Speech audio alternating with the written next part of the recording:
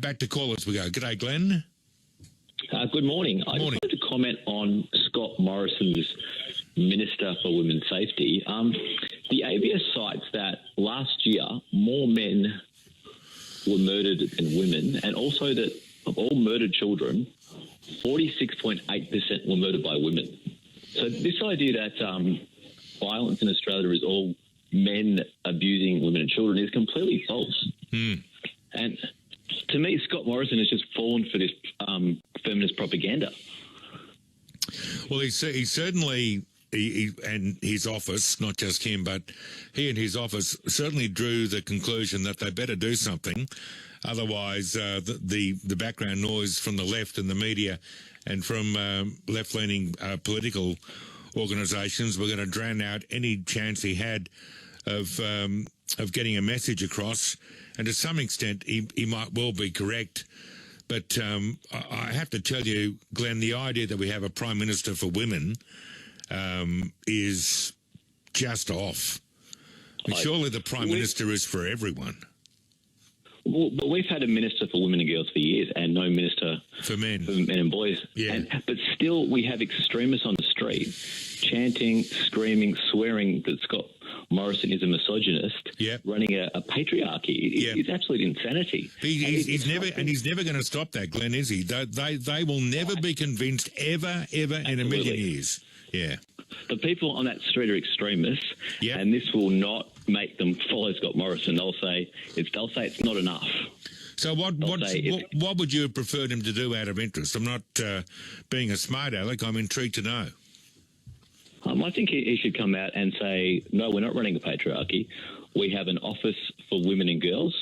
We have the Workplace Gender Equality Agency, which is, there to stop the gender pay gap, which is a myth for a start. But that's another thing that a patriarchy wouldn't do.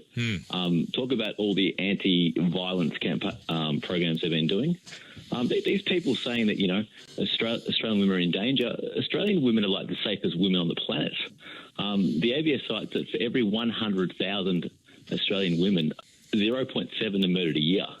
The average worldwide is 6.2 per 100,000. Can you say that again for me, mate? This is from the ABS, is it?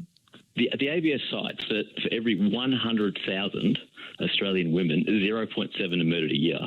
The world average for men and women is 6.2.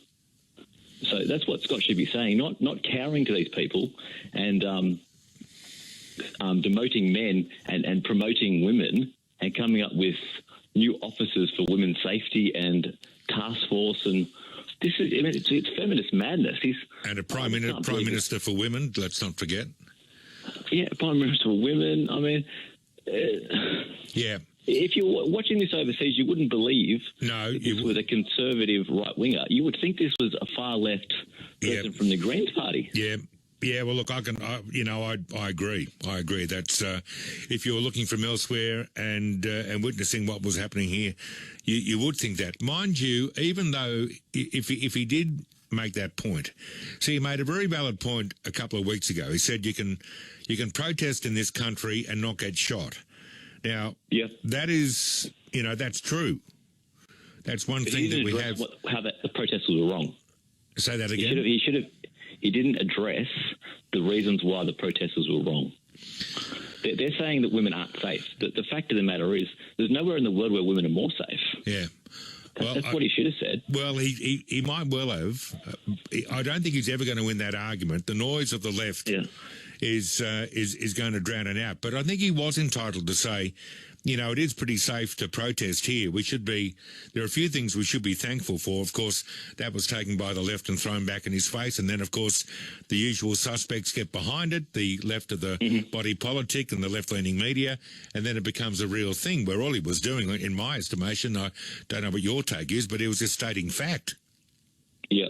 The thing that I found fascinating about the media's response was no one mentioned the signs of the patriarchy on it. No one mentioned patriarchy. Honestly, I reckon about half of the signs were about the patriarchy. And no sensible person believes that we are living in a patriarchy. Yeah. I think that's what he should have said, He should have given the reasons as to why it's not a patriarchy. And, you're not going to convince the 5% of extremists, but the people in the middle and the average person he would have been able to convince.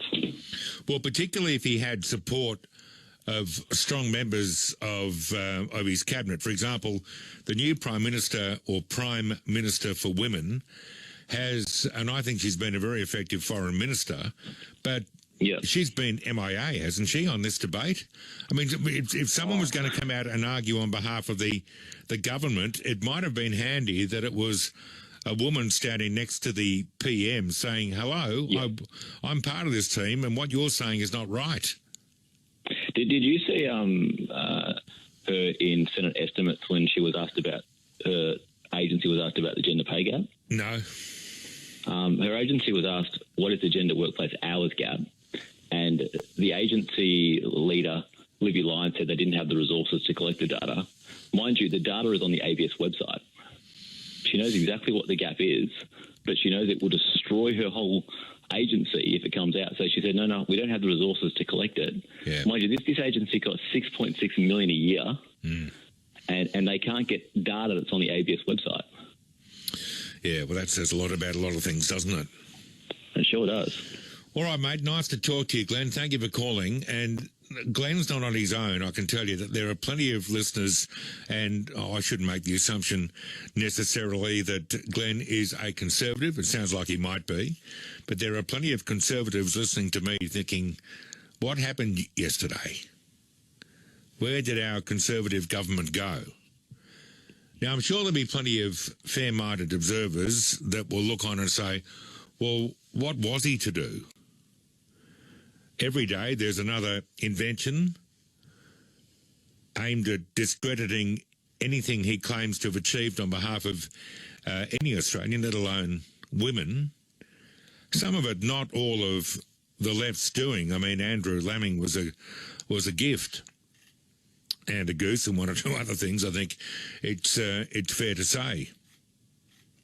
But I think people will look, you see, this is a fascinating debate. If you go a little bit left and you're a conservative government, where are your votes going to go? Now, I don't know the answer. I imagine as a protest, you go somewhere like, let's say, One Nation, and then preference back. But the trouble is it doesn't work like that.